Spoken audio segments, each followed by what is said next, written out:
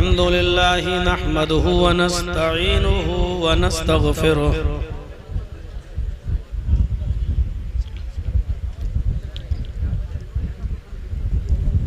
व नऊज़ु बिल्लाहि मिन शुरूरि अनफुसिना व मिन सय्यिआति अमालिना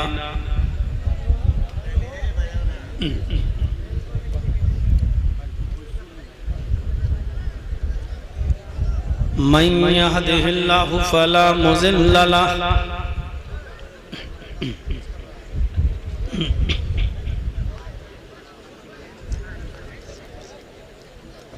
व मन युज़लिलहु फला हादिय लहु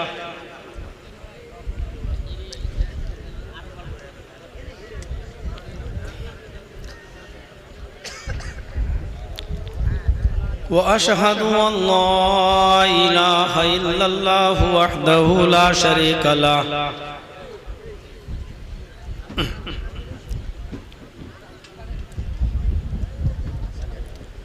व अशहदु अन्न मुहम्मदन अब्दुहु व रसूलुहु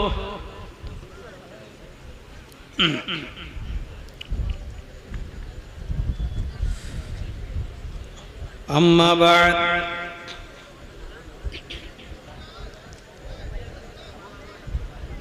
फ़इन्न खैरल हदीस किताबुल्लाह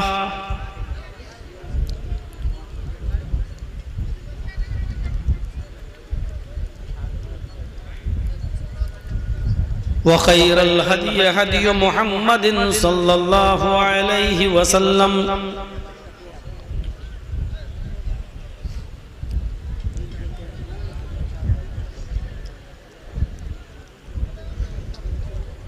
व शर्रुल उमूरि मुहदसातुहा व कुल्लु मुहदसतिन बिदअह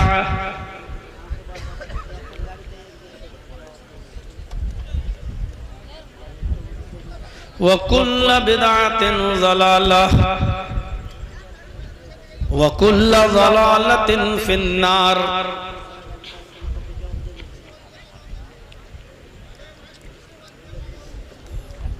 अऊज़ु बिल्लाहि मिनश शैतानिर रजीम।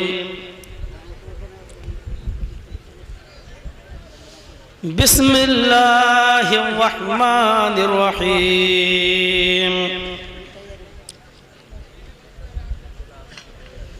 लक़द जाअकुम रसूलुम मिन अनफुसिकुम अज़ीज़ुन अलैहि मा अनित्तुम हरीसुन अलैकुम बिल मुअमिनीन रऊफ़ुर रहीम।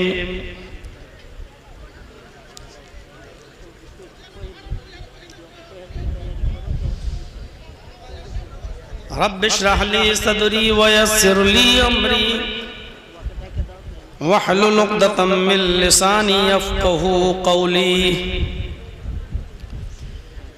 रब्बि ज़िदनी इल्मा अल्लाहुम्मा रब्बि ज़िदनी इल्मा।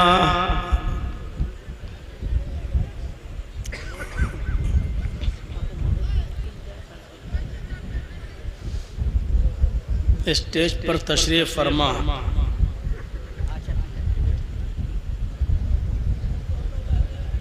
मुअज़्ज़ज़ मुअक्कर उलमाए किराम,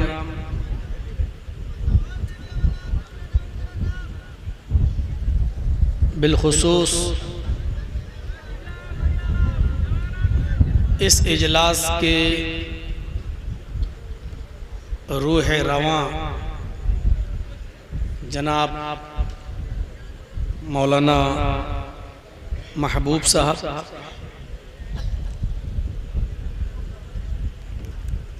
दीगर इलाके के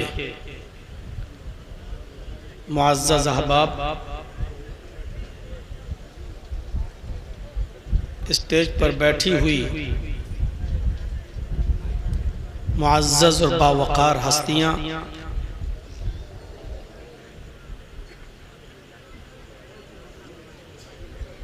घसिया घाट ज़िला कटिहार और उसके क़ुर्बो जवार से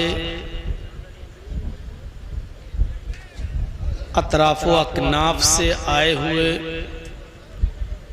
मुअज़्ज़ज़ सामईन हज़रात, एक तरफ किनारे में बैठी हुई इस्लामी ख्वातीन, पर्दा नशीन, प्यारी माँ और बहनों, कौमों मिल्लत के लायक वर नौजवानों और मुस्तक़बिल के होनहार अज़ीज़ बच्चों, कुछ दिन पहले ऐसा महसूस हो रहा था कि शायद 26 अक्टूबर का ये प्रोग्राम घसिया घाट की सरजमीन पर नहीं हो सकेगा, बल्कि सच कहूं तो मेरे पास दूसरे ज़राए से ये खबर भी आ चुकी थी कि घसिया घाट का प्रोग्राम बारिश की वजह से कैंसिल कर दिया गया है। जिम्मेदारान से जब बात हुई, मौलाना महबूब साहब से भी राब्ता किया, तारीख को आगे बढ़ाने की बात कही गई, लेकिन आगे मेरे पास वक्त नहीं था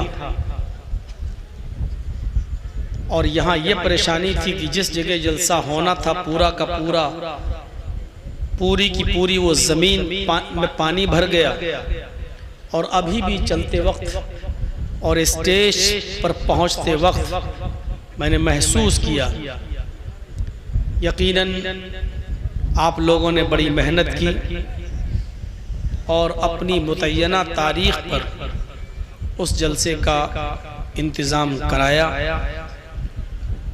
कुछ परेशानी ही उठाकर सही, एक्स्ट्रा कुछ रुपया खर्च करके ही सही, लेकिन ये काबिल मुबारकबाद कदम है जो आपने उठाया। अल्लाह रब्बुल आलमीन आपकी इस हिम्मत को, हौसले को मज़ीद जिला बख्शे और इस इजलास को जिस मकसद के तहत ये किया गया उस मकसद में इस इजलास को कामयाब फरमाए। मौलाना तौहीद साहब ने भी गुजारिश की, इनसे पहले भी उलमाए किराम ने इस इदारे के लिए, जिसके लिए ये जलसा रचाया गया, ताउन की अपील की। दौरान खिताबत मैं आपसे फिर गुजारिश करता हूँ कि मज़ीद जो खर्चा आया मिट्टी डालने में, रास्ता बनाने में, ये इसकी भरपाई आप ही को करना है।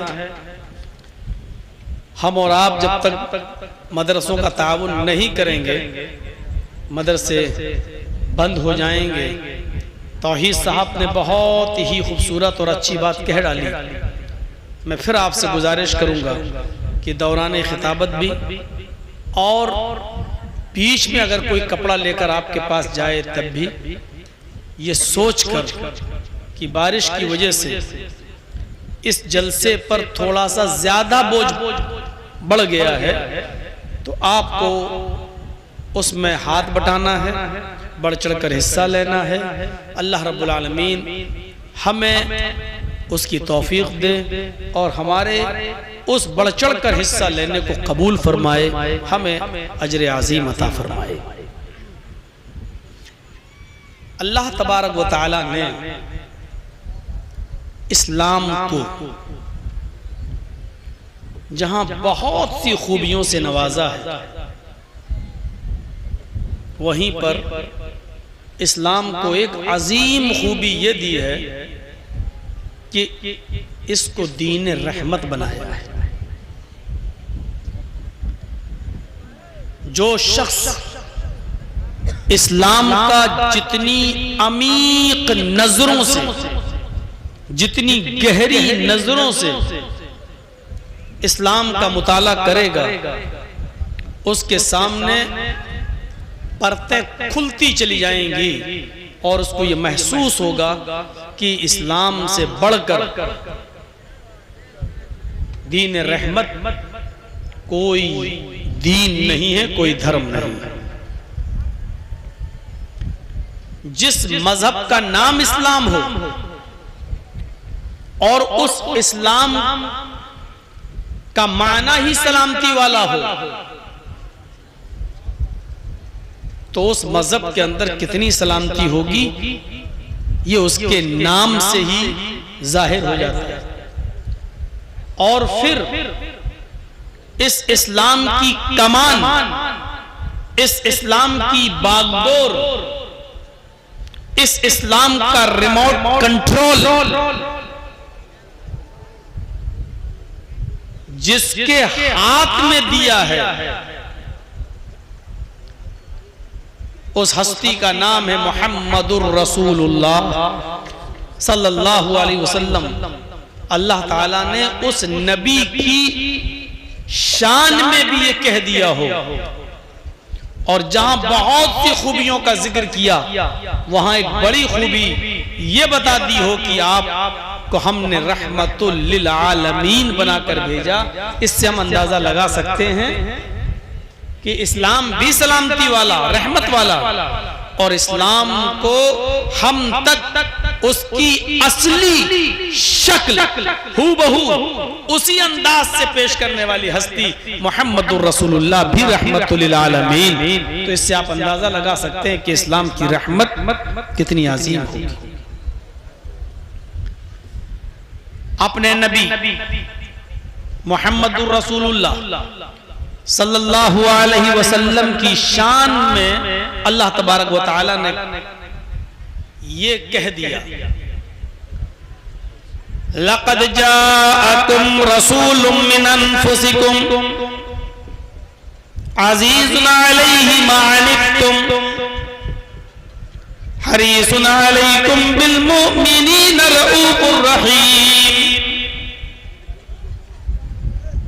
इससे अजीम आयत और क्या हो। नबी अकरम के सिलसिले में जो खूबी बताई, तुम्हारे दरमियान एक ऐसे पैगंबर आ चुके हैं, तुम्हारे मध्य, तुम्हारे बीच, तुम्हारे दरमियान एक ऐसे नबी तशरीफ ला चुके हैं। लक़द जाअकुम रसूलुम मिन अनफुसिकुम, जो तुम्हारे जिन्स से हैं, उनकी नस्ल, उनकी जिनसियत तुमसे अलग नहीं है। तुम इंसान हो, वो भी इंसान थे।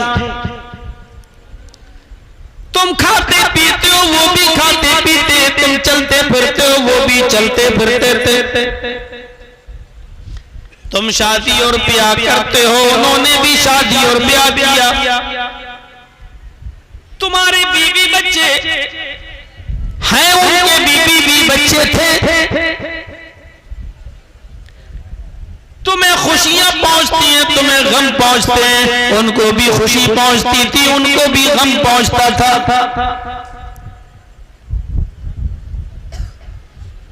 तुम्हारे हाथ पैर हैं, उनके भी हाथ पैर हैं। अलगल दुनियावी जितनी जरूरियात तुम मोहताज हो, वो भी दुनियावी उन तमाम जरूरियात के मोहताज। हमने उनको तुम्हारे जिन्स से अलग नहीं किया है। तुम्हारी कास्ट और तुम्हारी बिरादरी से हमने उनको अलग नहीं किया। लक़द जाअकुम रसूलुम मिन अनफुसिकुम, तुम्हारे दरमियान जो पैगंबर तशरीफ लाए, तुम्हारे दरमियान जो रसूल हमने भेजे हैं, वो तुम्हारे ही जिन्स से हैं। उठने में, बैठने में, लेटने में, सोने में, जागने में, खाने में, पीने में, चलने फिरने में, शादियों ब्याह में, दुख और बीमारी और खुशियों गम में, सब में वो तुम्हारे ही जिन्स से हैं। अज़ीज़ुन अलैहि मा अनित्तुम हरीसुन अलैकुम बिल मुमिनीन, मोमिनों के लिए वो बड़े ही नर्म खो हैं, मोमिनों के लिए वो बड़े मेहरबान है। मोमिनों के साथ उनका रहमो करम कुछ अलग किस्म का है। अज़ीज़ुन अलैहि मा अनित्तुम, तुम्हें जो तकलीफ पहुंचती है वो नबी के ऊपर गिरा गुजरती है। मोमिनों के फायदे के बड़े हरीस और मुतमन्नी रहते हैं। तुम्हें जो तकलीफ पहुंचती है वो उनके ऊपर बहुत शाख गुजरती है। तुम्हारे पैर में कांटा चुभता है तो उसका दर्द मोहम्मद रसूलुल्लाह अपने दिल में महसूस करते हैं। अज़ीज़ुन अलैहि मा अनित्तुम हरीसुन अलैकुम बिल मोमिनीना रऊफुर रहीम।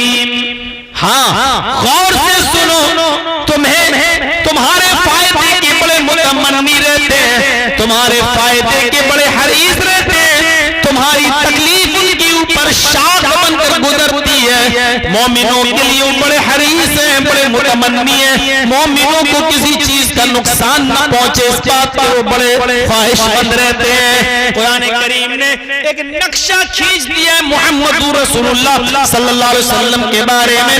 अज़ीज़ुन अलैहि मा अनित्तुम हरीसुन अलैकुम बिल मुमिनीना रऊफुर रहीम। कितनी चीजें बताई गई। पहली चीज वो तुम्हारी जिन्स से है, इसमें क्या शक है। हम और आप खाते हैं पीते हैं, वो भी खाते और पीते थे। हम और आप सामान खरीदने बाजारों में जाते हैं, नबी अकरम भी बाजारों में जाया करते थे। यही तो इख्तिलाफ था अरब के काफिरों में और मोहम्मद रसूलुल्लाह के मानने वालों के दरमियान। अल्लाह के नबी और जो इनको मानते थे वो ये कहते थे कि मोहम्मद इंसान है और साथ में रसूल भी हैं। और अरब के काफिर ये कहते थे ये कैसा रसूल है, ये कैसा नबी है जो नबी भी और बाजारों में चलता फिरता भी है, हमारी तरह खाता और पीता भी है। वो कहते माल हाज़र रसूल याकुलुत ताम व यमशी बिल अस्वाक, ये कैसा नबी है जो अपने आप को नबी भी कहता है, रसूल भी कहता है और हमारी तरह बाजारों में चलता फिरता भी है, हमारी तरह खाना भी खाता है। यानी उनके वहमो गुमान में ये पैवस्त हो चुका था जो नबी होता है वो खाता पीता नहीं है, जो नबी और रसूल होता है वो बाजारों में चलता फिरता नहीं है। जो नबी और रसूल हो उसको शादी और ब्याह की जरूरत नहीं पड़ती है। जो अल्लाह का रसूल हो, अल्लाह का नबी हो, वो बाजारों में क्यों घूमेगा, हमारी तरह क्यों खाएगा पिएगा, हमारी तरह क्यों चलेगा, हमारी तरह शादियां क्यों करेगा, हमारी तरह उसके बच्चे क्यों होंगे। अरब के काफिर यही कहते थे। यहाँ मोहम्मद रसूलुल्लाह सल्लल्लाहु अलैहि वसल्लम डंके की चोट पर ऐलान करते थे इन्नमा अना बशरुम मिस्लुकुम, ओ लोगों मैं तुम्हारी तरह एक इंसान हूं, मैं तुम्हारी तरह का अल्लाह का एक बंदा हूं बस, लेकिन अल्लाह ने मुझे रसूल बनाकर भेजा है, हम तुम्हारे दरमियान पैगंबर बनकर आए हैं। अल्लाह के नबी ये कहते थे, आपके मानने वाले ये कहते थे, लेकिन अरब के काफिर ये कहते थे माल हाज़र रसूल याकुलुत ताम व यमशी बिल अस्वाक, मैं उसको नबी कैसे मान लूं, मैं उसको रसूल कैसे मान लूं जो हमारी तरह बाजारों में चलता फिरता है, हमारी तरह खाता और पीता है। नहीं नहीं, हमारी तरह चलने फिरने वाले को और बाजारों में घूमने फिरने वाले को, खाने पीने वाले को हम रसूल कैसे मान लें। यही तो इख्तिलाफ था। अज़ीज़ुन अलैहि मा अनित्तुम, तुम्हें जो तकलीफ पहुंचती है वो उसके ऊपर शाख गुजरती है, वो उसको अच्छा महसूस नहीं करते हैं। यानी इसका तर्जमा यूं किया जा सकता है, अगर कांटा तुम्हारे पैर में चुभता है तो दर्द मोहम्मद रसूलुल्लाह को होता है, वो तुम्हारी तकलीफ नहीं बर्दाश्त करते। तकलीफ तुम्हें होती है, दर्द उन्हें होता है। हरीसुन अलैकुम, वो तुम्हारे फायदे के बड़े ख्वाहिशमंद रहते हैं। बिल मुमिनीना रऊफुर रहीम, और मोमिनों के साथ उनका रहमो करम का एक अलग ही मामला है। जाहिर बात है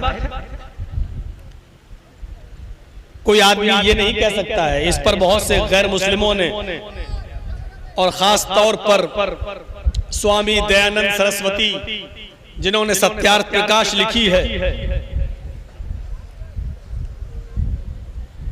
बड़े एतराज किए कि देखो ये है मोहम्मद मुसलमानों के नबी जो सिर्फ मोमिनों के लिए मेहरबान है, इसका मतलब दूसरों के लिए मेहरबान नहीं है। कुरान खुद कहता है मोमिनों के लिए वो बड़े मेहरबान है,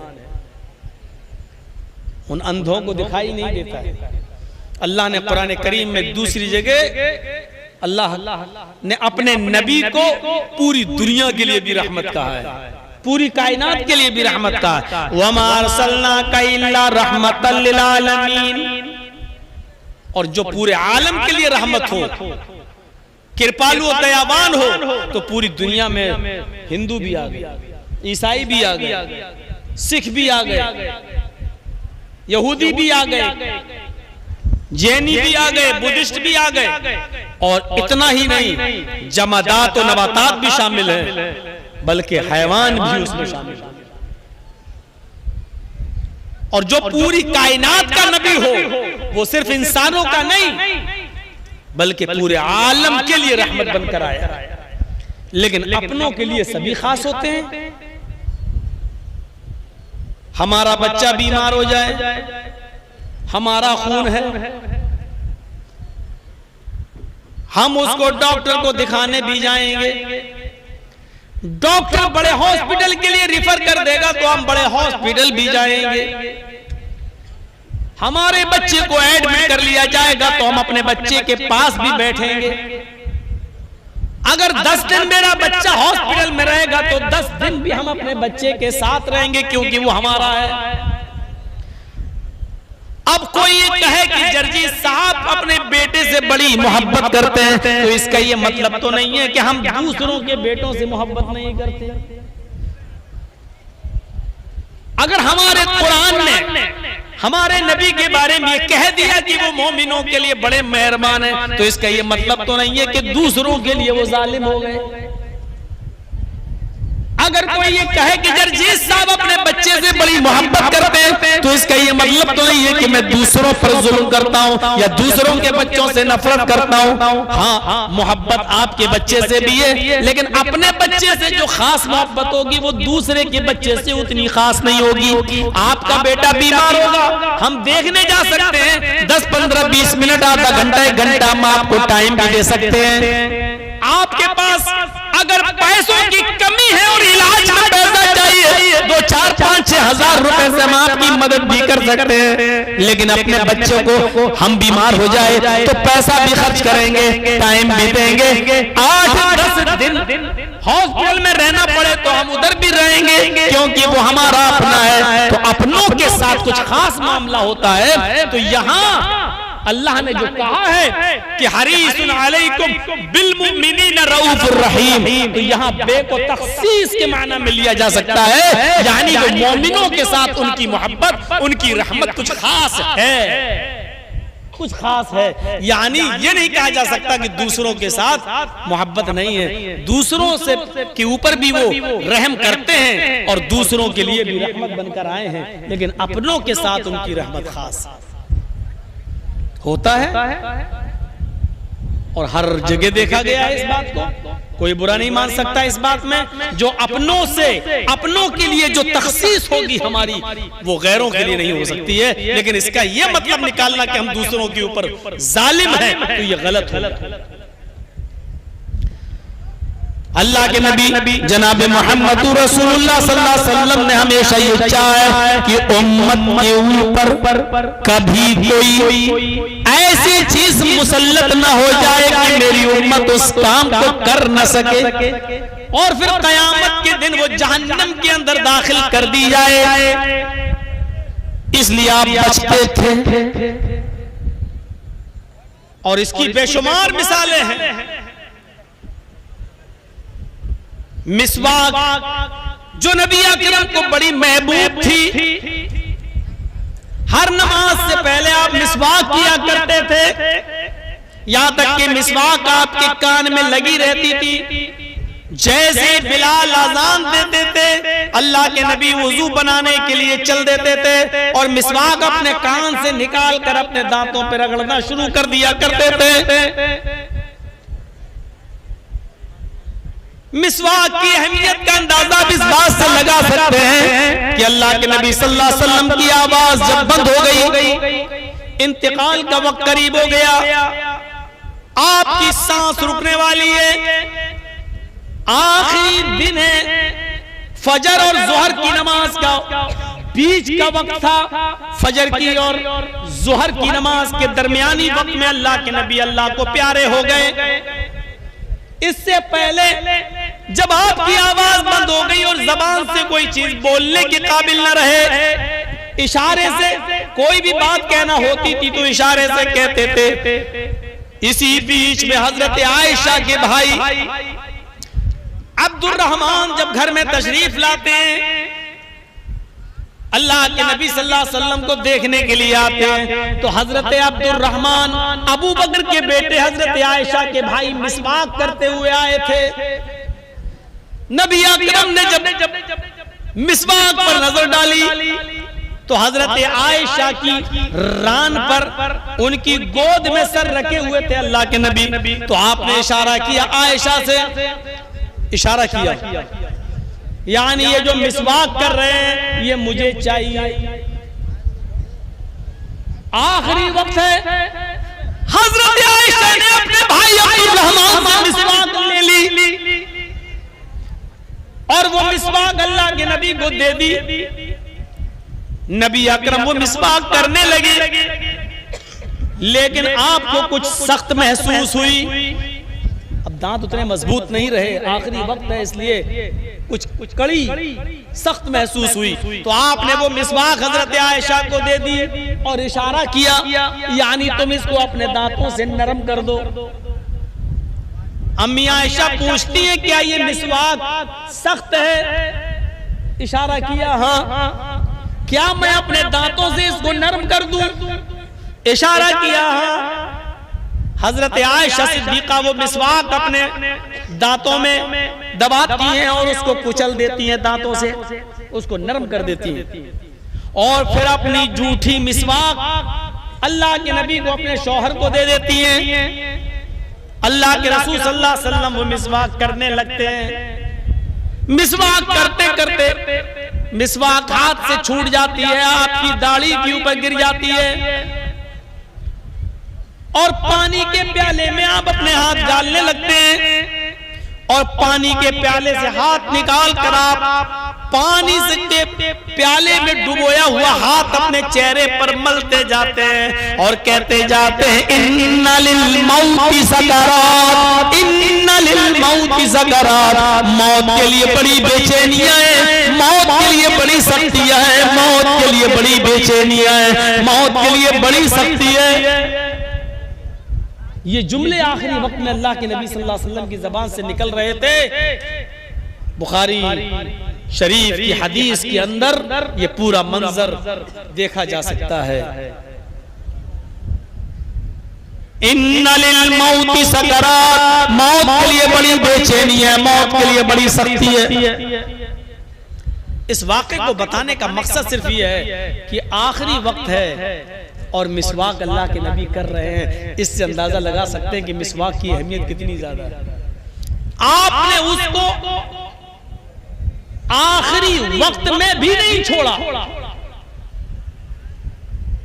लेकिन इतनी अहमियत वाली चीज को अल्लाह के नबी सल्लल्लाहु अलैहि वसल्लम ने कभी फर्ज का दर्जा नहीं दिया।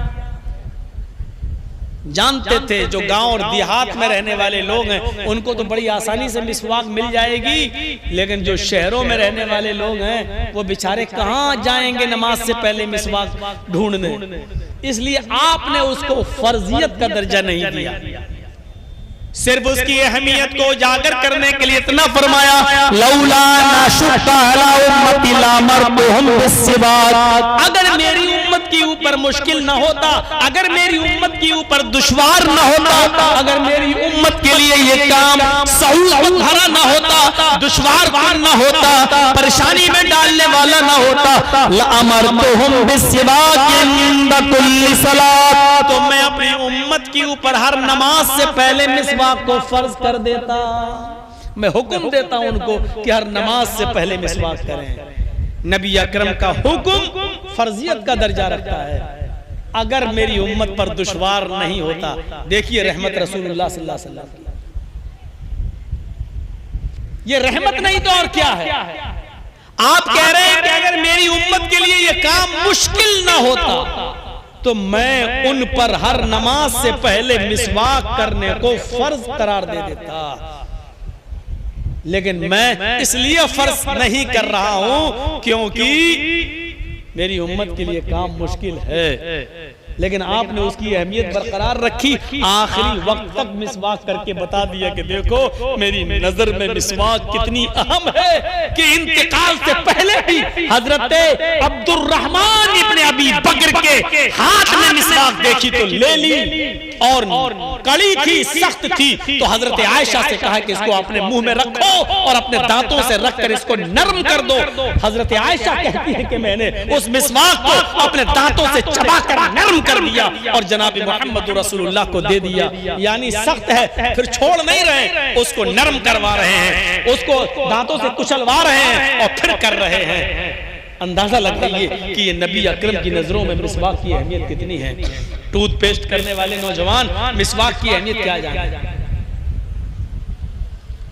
और मिसवाक की अहमियत इतनी है तो कुछ लोगों ने गुलू भी कर दिया और ऐसी ऐसी ज़ईफ और मौजू और मनगढ़ंत हदीसें गढ़ डाली हैं कि मिसवाक करके नमाज पढ़ने से 70 गुना ज्यादा सवाब मिलता है।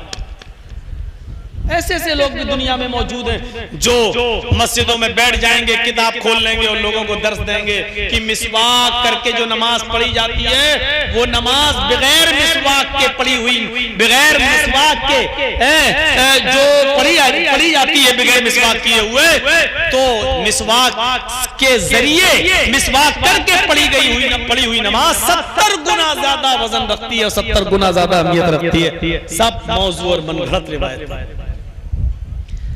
मिसवाक की अहमियत है, इसका इनकार नहीं, लेकिन मिसवाक के बारे में अल्लाह के नबी सल्लल्लाहु अलैहि वसल्लम ने फरमाया लौला अन्ना शुक्का ला उम्मती ला अमरतुहुम बिस्सिवाक इंद कुल्ले वुजू भी आया, इंद कुल्ले सलात भी आया, इंद कुल्ले मस्जिद भी आया। अलग अलग हदीसों में अलग अलग बातें आई हैं। मैं हर वुजू से पहले मिसवाक को फर्ज कर देता, मेरी उम्मत पर मुश्किल ना होता तो हर नमाज से पहले मैं मिसवाक को फर्ज कर देता, लेकिन मैं फर्ज नहीं कर रहा हूं क्योंकि मेरी उम्मत पर यह काम मुश्किल है। ये रहम है नबी अकरम का। अगर फर्ज कर देते तो जरा बताइए क्या होता। बगैर मिसवाक किए हुए नमाज नहीं होगी, फर्ज है नमाज, फर्ज मिसवाक भी फर्ज। अगर ये कह देते अल्लाह के रसूल तो क्या होता, आप अंदाजा लगा सकते। ये रहमत है नबी अकरम सल्लल्लाहु अलैहि वसल्लम। आइए जरा वो भी एक मंजर देखें, और खास तौर पर वो नौजवान अभी से अपना जहन बना लें जो पूरी रात कैरम बोर्ड खेलते हैं। वो नौजवान भी जरा तवज्जो दें जो पूरी रात लाइटें जलाकर पूरे मैदान में और क्रिकेट मैच खेलते हैं, या इंटरनेशनल लेवल पर होने वाले मैच को पूरी रात जाकर टेलीविजन पर या मोबाइल पर मैच देखकर पूरी रात खराब करते हैं। वो लोग भी जरा नजर डालें। हजरत आयशा सिद्दीका फरमाती हैं कि 3 सहाबियों का एक वफद अल्लाह के नबी सल्लल्लाहु अलैहि वसल्लम से मिलने आया। लेकिन नबी अकरम सल्लल्लाहु अलैहि वसल्लम घर पे मौजूद नहीं थे। तीन सहाबियों पर मुश्तमिल एक जमात नबी अकरम सल्लल्लाहु अलैहि वसल्लम की बाज बीवियों से मुलाकात करती है।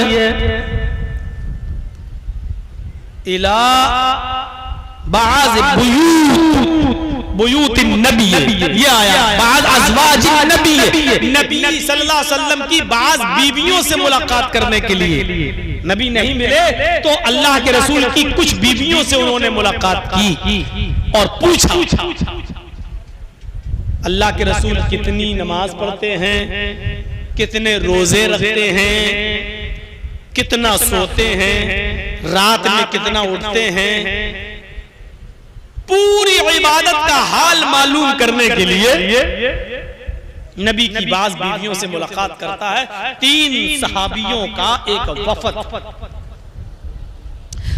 और बीवियों से मुलाकात करने के बाद जब ये वफद बाहर आया, ये तीनों सहाबा बाहर आए तो कहने लगे कहां अल्लाह के रसूल और कहां हम, कहां हमारी इबादतें और कहां नबी। अल्लाह के नबी अगर इबादत ना भी करें तो चलेगा क्योंकि वो तो जन्नती हैं। हमको तो अल्लाह के नबी सल्लल्लाहु अलैहि वसल्लम से ज्यादा इबादत करना चाहिए। अल्लाह के नबी सल्लल्लाहु अलैहि वसल्लम की बीवियों ने नबी की इबादत करने का जो हाल बताया है वो नबी के लिए ठीक है, हमें नबी अकरम से ज्यादा करना है क्योंकि नबी तो बख्शे बख्शाए हैं, नबी तो जन्नती है, हमें जन्नत में जाने वाले अमाल करना है। ऐसा है। उन तीनों में से एक सहाबी ने क्या कहा, नक्शा देखिए। एक ने कहा हम आज के बाद रात भर नमाज पढ़ेंगे और कभी सोएंगे नहीं, हर रात जागेंगे और पूरी रात हम अल्लाह की इबादत में लगे रहेंगे। हम अल्लाह की इबादत करेंगे, ईशा की नमाज के बाद हम मुसल्ले पे खड़े हो जाएंगे, नफिल पढ़ते चले जाएंगे। आज के बाद हम कभी सोएंगे नहीं, रात भर हम नमाजों में गुजार देंगे। तीन सहाबियों में से एक सहाबी ने ये कहा कि मैं रात भर नमाज पढ़ूंगा और कभी सोया नहीं करूंगा रात में। दूसरे सहाबी ने क्या कहा, रात तो तुमने ले ली, रात भर तुम इबादत करोगे कभी नहीं सोओगे, मैं हमेशा रोजा रखा करूंगा और कभी छोड़ूंगा नहीं, यानी मैं पूरे दिन साल के 12 महीने में रोजे रखूंगा और कभी छोड़ूंगा नहीं, हमेशा मैं रोजा रखूंगा जब तक मुझे जिंदगी है और मेरी जान न जाने, मैं रोजे को तर्क नहीं करूंगा, मैं हमेशा रोजा रखूंगा कभी नहीं छोड़ूंगा। अब तीसरा बचा, तीसरे ने कहा तुम रात भर नमाज पढ़ोगे, तुम दिन भर रोजा रखोगे, तो अब मैं क्या करूं, दिन तो तुमने ले ली, रात तुमने ले ली, मैं भी तो इबादत करना चाहता हूं। तो तीसरे ने बड़ा अजीब एक इबादत का एक तीसरा तरीका, उसने कहा अना आतज़िलुन निसा फला तज़व्वज, मैं रात में नमाज पढ़ूंगा और दिन में रोजा भी रखूंगा, दिन में रोजे रखूंगा और रात में नमाज पढ़ूंगा और बीवी से अलग थलग हो जाऊंगा, बीवी के करीब ही नहीं जाऊंगा, या मैं निकाह नहीं करूंगा, मैं शादी नहीं करूंगा, शादी करूंगा तो बीवी के करीब जाना पड़ेगा, बीवी के करीब जाएंगे तो बच्चे होंगे, बच्चे होंगे तो फिर बच्चों के लिए कमाओ और उनके लिए मेहनत करो, मजदूरी करो, उनको पाल पोस के बड़ा करो, तो इबादत का टाइम हमें बीवी बच्चों की परवरिश में गुजारना पड़ेगा। अना आतज़िलुन निसा फला अतज़व्वज, मैं निकाह ही नहीं करूंगा या मैं शादी नहीं करूंगा या मैं बीवी से अलग अलग हो जाऊंगा, रात भर नमाज पढ़ूंगा और दिन भर इबादत करूंगा, रोजे रखूंगा। ये तीसरे ने अपना तरीका बताया। तो तीन सहाबी तीन जगह बट गए। एक ने कहा मैं रात भर नमाज पढ़ूंगा, दूसरे ने कहा मैं दिन में रोजा रखूंगा, कभी छोड़ूंगा नहीं, तीसरे ने कहा मैं रात में नमाज भी पढ़ूंगा और दिन में रोजा भी रखूंगा और बीवी के करीब नहीं जाऊंगा। तीन लोगों ने तीन किस्म की बातें कही। रात भर मैच खेलने वालों, जनाबे मोहम्मद रसूलुल्लाह को जब इस बात का इल्म होता है कि तीन साहबा ऐसा ऐसा बोले, तो आप उन तीनों के पास गए, आप उन तीनों के पास तशरीफ ले गए और जब उन तीनों के पास गए तो आपने उनसे पूछा अंतुमुल्लज़ी कुंतुम कज़ा व कज़ा। यह है बुखारी शरीफ किताबुन निकाह के अल्फाज, यह है बुखारी की हदीस किताबुन निकाह के अल्फाज। समअतु अंतुमुल्लज़ी कुंतुम कज़ा व कज़ा, मैंने सुना है, क्या तुम ही वो लोग हो जो ऐसा ऐसा कह रहे थे? तुम ही वो लोग हो जो ये कह रहे थे कि मैं रात भर नमाज पढ़ूंगा? क्या तुम्ही में से वो शख्स मौजूद है जो कह रहा था मैं दिन भर रोजा रखूंगा? क्या तुम्ही में से कोई शख्स ऐसा है जो ये कह रहा था कि मैं बीवी और बच्चों के करीब नहीं जाऊंगा, रात में नमाज भी पढ़ूंगा और दिन में रोजा भी रखूंगा? कालू बला, हाँ क्यों नहीं? हमने कहा अल्लाह के नबी साफ दिल के थे, झूठ नहीं बोला करते थे, साफ तौर पर कह दिया कि हम ही ने ऐसा ऐसा कहा है। अल्लाह के रसूल ने उन तीनों से क्या कहा? वो मैच नहीं देख रहे थे, मैच खेल भी नहीं रहे थे, पूरी रात जियो और एयरटेल की तरफ से मिलने वाला 2GB डाटा भी देखकर खत्म नहीं कर रहे, बल्कि नमाज पढ़ने की बात और रोजा रखने की बात उन्होंने कही थी, नेक काम करने की बात उन्होंने कही थी, लेकिन अल्लाह के रसूल ने इससे भी मना कर और फरमाया नहीं, तुम रात भर नमाज पढ़ना चाहते हो? कहा नहीं, तुम ऐसा नहीं कर सकते। तुम दिन भर रोजा रखना चाहते हो, हमेशा तुम्हारे लिए ये काम भी गलत है, नहीं कर सकते। और ए हजरत जी, तुम बीवी बच्चों को छोड़ोगे, रात में नमाज और दिन में रोजा? हाँ। तो कहा कि अच्छा एक बात बताओ, अल्लाह से तुम ज्यादा डरते हो या मैं? साहबा बोले अल्लाह के नबी हम कहा, आपसे ज्यादा कौन अल्लाह से डरने वाला होगा? आप ज्यादा डरते हो, अल्लाह का खौफ तुम्हें ज्यादा है या मुझे? नहीं, आपको ज्यादा है। तकवा तुम्हारे अंदर ज्यादा है या मेरे अंदर? नहीं, आप ही के अंदर है। तो कहा जब मैं तुम में सबसे ज्यादा अल्लाह का खौफ पाने वाला, अल्लाह से डरने वाला और अल्लाह का तकवा अपने दिल में पैदा करने वाला हूं, तो मेरा तो ये हाल है कि मैं रात के आखिरी हिस्से में उठता हूँ, 2 हिस्से में सोता हूँ। इशा की नमाज के बाद फजर तक हम रात के 3 हिस्से कर लेते हैं, 2 हिस्सा में सोता हूँ और आखिरी हिस्से में मैं उठता हूँ, मैं नमाज भी पढ़ता हूँ और कभी कभी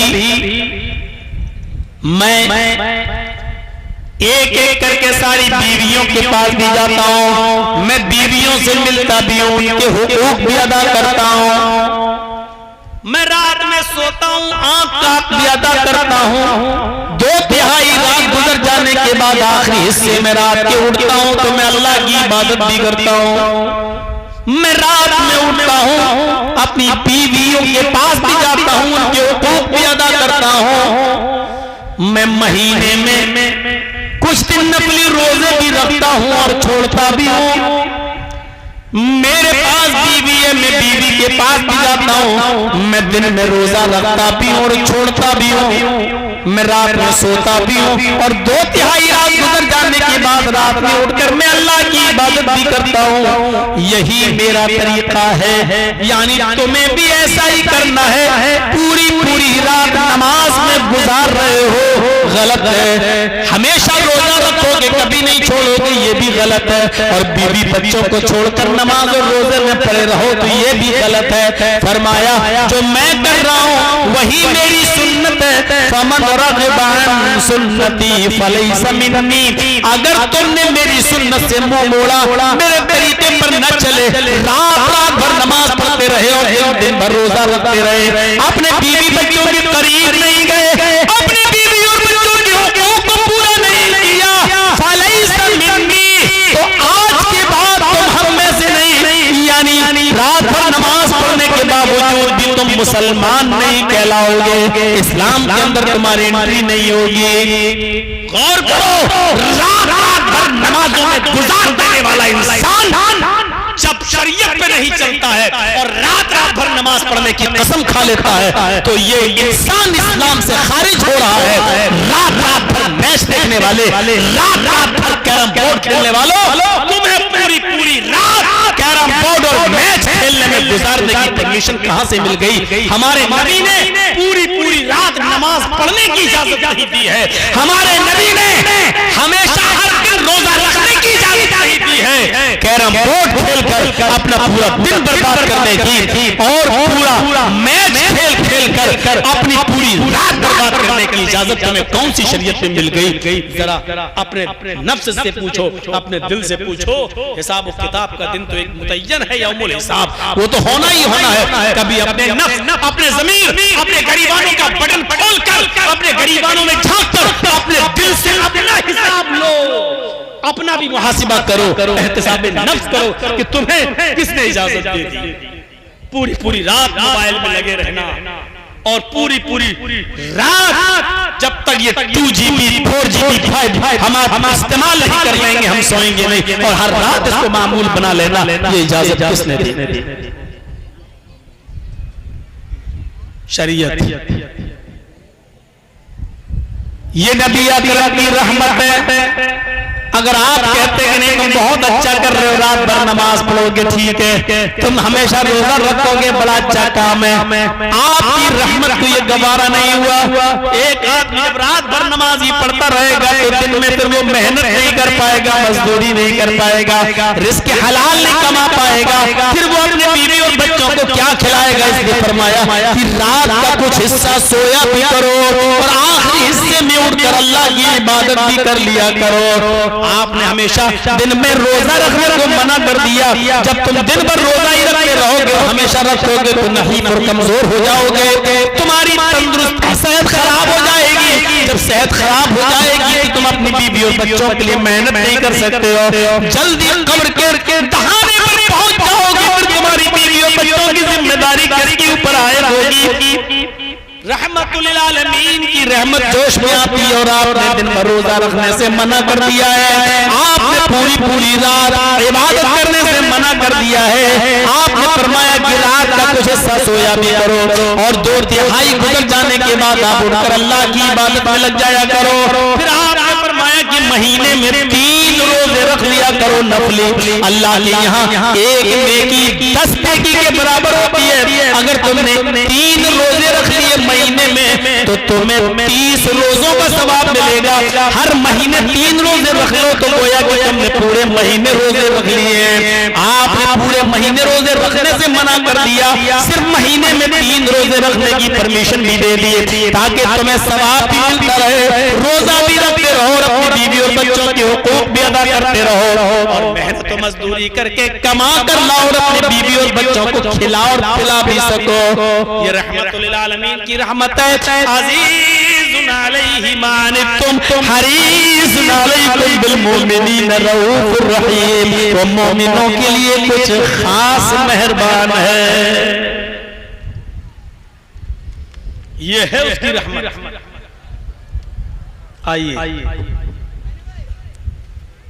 अल्लाह के रसूल सल्लल्लाहु अलैहि वसल्लम ने रमजान के महीने में 3 रातों में आपने तरावीह की नमाज जमात के साथ पढ़ाई, जिसको हम तहज्जुद भी कह सकते हैं और तरावीह भी। पहली रात पढ़ाई, काफी लोगों ने पढ़ी। दूसरी रात पढ़ाई, पहले से ज्यादा लोग मस्जिद में आए। तीसरी रात में पढ़ाई तो मस्जिद खचाखच भर गई। चौथी रात अल्लाह के रसूल नहीं आए, बल्कि अपने हुजरे से खबर भिजवा दी कि जिसको भी ये नमाज पढ़ना है अलग अलग पढ़ ले, या 2, 4, 5, 6 लोग जमा होकर एक को इमाम बना ले और वो उनको नमाज पढ़ा दे। जिसको पढ़ना हो अपने घर में भी पढ़ सकता है, मैं नहीं पढ़ाऊंगा। सुबह जब अल्लाह के नबी वापस आए, लोगों ने कहा अल्लाह के रसूल अच्छा लग रहा था जब आप जमात के साथ तरावीह की नमाज पढ़ा रहे थे, हम चाहते हैं कि आप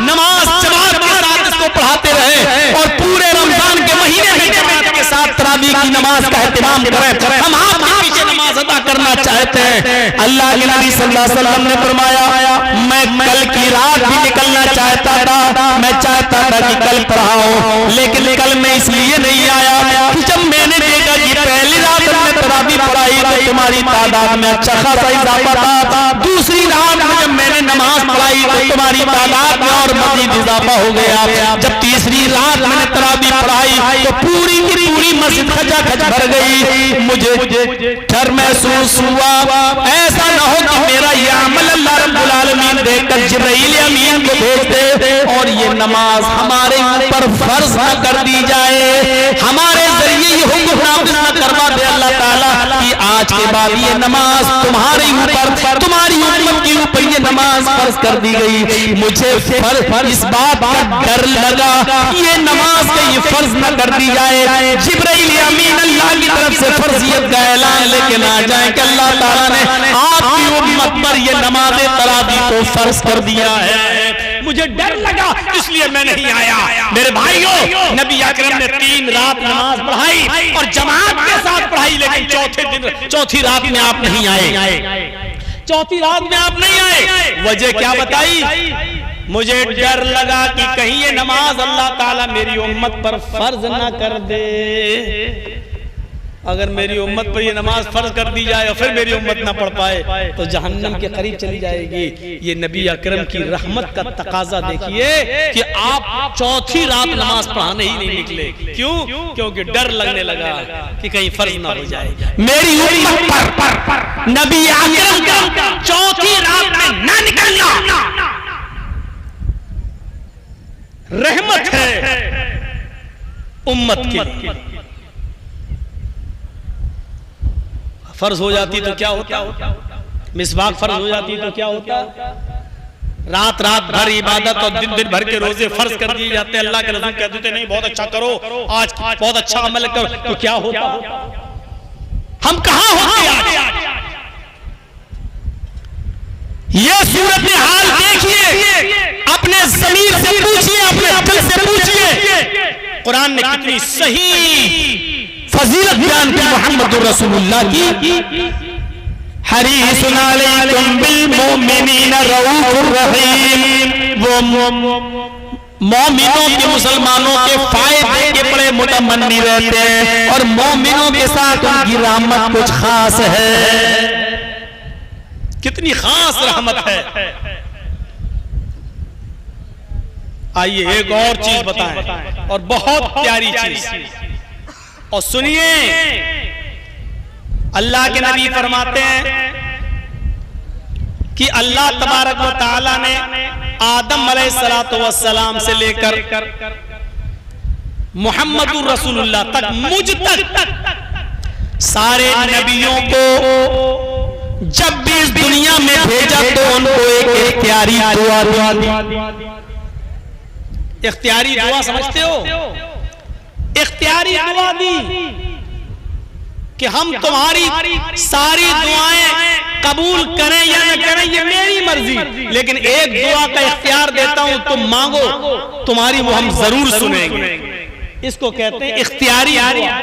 एक दुआ हम जरूर सुनेंगे तुम्हारी, जो भी तुम मांगना चाहो मांगो। आदम अलैहिस्सलाम ने मांगी और आदम अलैहिस्सलाम से लेकर ईसा अलैहिस्सलाम तक सारे नबियों ने वो इख्तियारी दुआ मांगी। अल्लाह के नबी फरमाते हैं, अल्लाह ताला ने हर नबी से कहा मांगो हम तुम्हें देंगे। सारे नबियों ने जल्दी कर ली। अल्लाह ताला ने दुनिया में इख्तियार दिया था कि मांगो, एक तो हम तुम्हारी जरूर सुनेंगे, तुम्हारी मर्जी, जो मांगोगे हम तुम्हें देंगे। सारे नबियों ने मांग ली। जब मुझे नबी बनाकर दुनिया में भेजा तो अल्लाह ताला ने एक इख्तियारी दुआ मुझे दी। आए मोहम्मद सल्लल्लाहु अलैहि वसल्लम, मांग लीजिए आप भी दुनिया में क्या मांगना चाहते हैं। आपको भी इख्तियार है। मैंने सारे नबियों को एक इख्तियारी दुआ दी और उनकी सुनी, उनको इस दुनिया में नवाजा। आपको भी एक इख्तियारी दुआ दे रहा हूं, जो मांगेंगे हम देंगे। बताइए क्या चाहिए। अल्लाह के नबी ने इसका जिक्र हजरत आयशा सिद्दीका से किया कि अल्लाह ताला ने आज मुझे इख्तियारी दुआ दी है। हजरत आयशा खुश हो जाती हैं और कहती हैं, अय अल्लाह के नबी मौका अच्छा है, अय मेरे प्यारे शौहर मौका बड़ा अच्छा है। जब अल्लाह ने इख्तियारी दुआ दी है तो आप अल्लाह से सोना मांग लो, चांदी मांग लो, ऐसी चीज मांग लो कि हमें जिंदगी भर पेड़ पे पत्थर न बांधना पड़े, हमें फाके न करना पड़े, हमें मुसीबतें न झेलना पड़े। अल्लाह के नबी फरमाते हैं कि अगर मैं उस मौके पर अल्लाह से ये कहता कि अल्लाह इस ओहद पहाड़ को मेरे लिए सोने का पहाड़ बना दे, जहां मैं चलना चाहूं चलूं, और ये पहाड़ भी मेरे साथ चले, तो अल्लाह ताला मेरे लिए उस ओहद पहाड़ को भी सोने का बना देता। काबे की रब की कसम, जहां मैं चलता वो पहाड़ भी सोने का मेरे साथ साथ चलता। मेरी बीवी आयशा मुझसे कह भी रही थी कि अल्लाह के नबी है मेरे प्यारे शौहर, जब अल्लाह ने इख्तियार दिया ही है तो मांग लो, क्यों नहीं मांगते हो।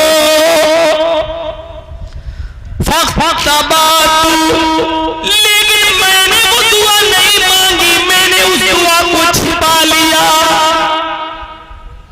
सारे नबियों ने जल्दी की, लेकिन मैंने जल्दबाजी नहीं की। अल्लाह ने इख्तियार दिया, मांग लो।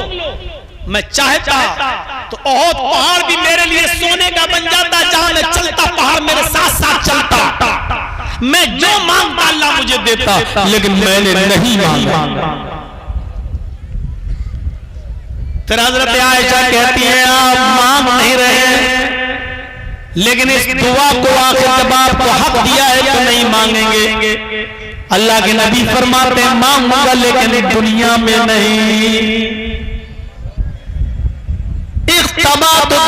आयशा, मैंने अपनी दुआ को छिपा लिया है, मैं आज इस दुआ को नहीं मांगूंगा।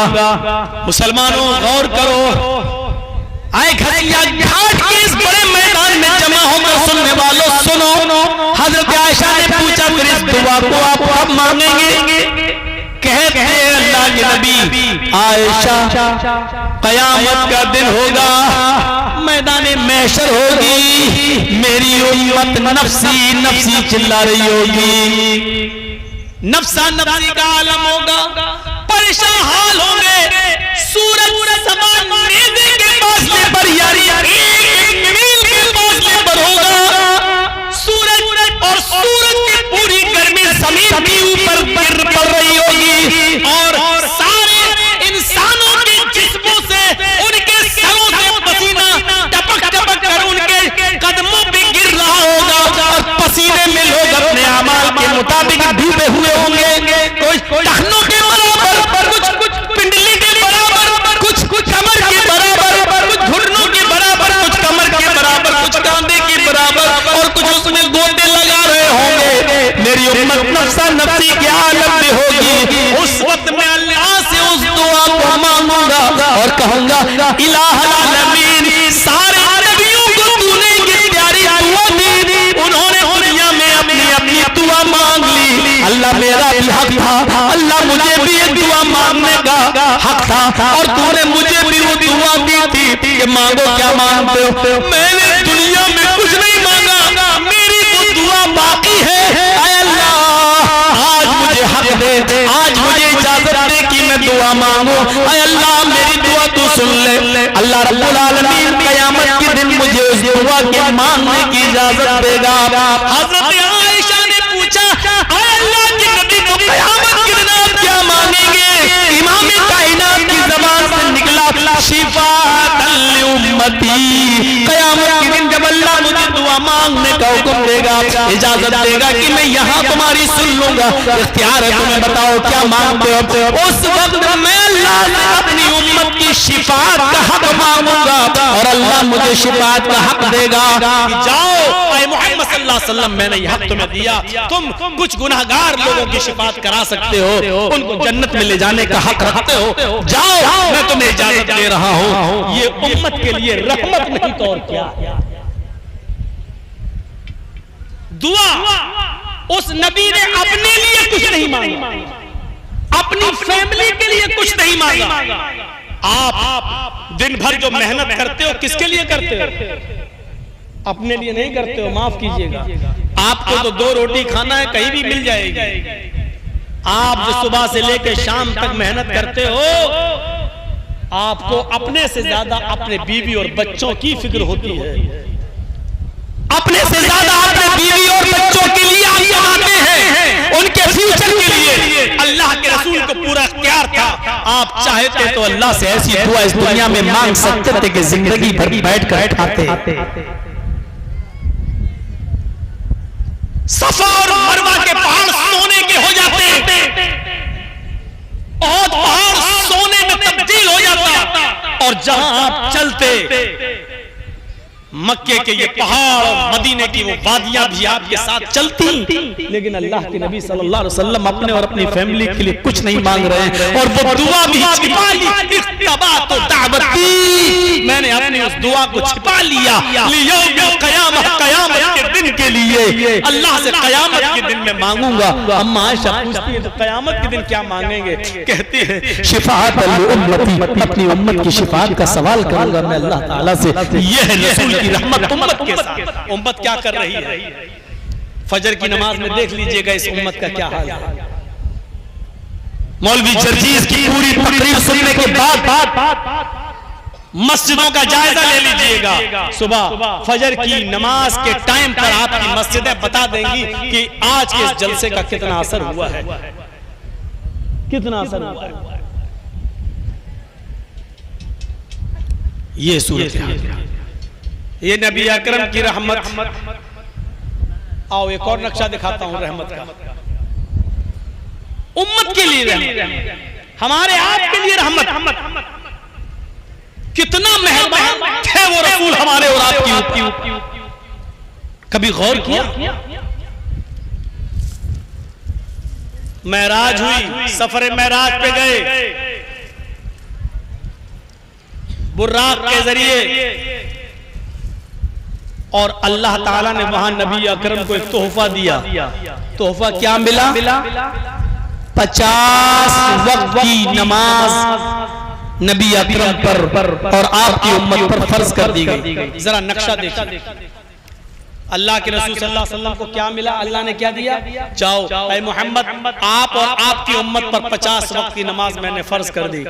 बड़े खुश, 50 वक्त की नमाज का तोहफा मिला है। लेके चले आ रहे हैं,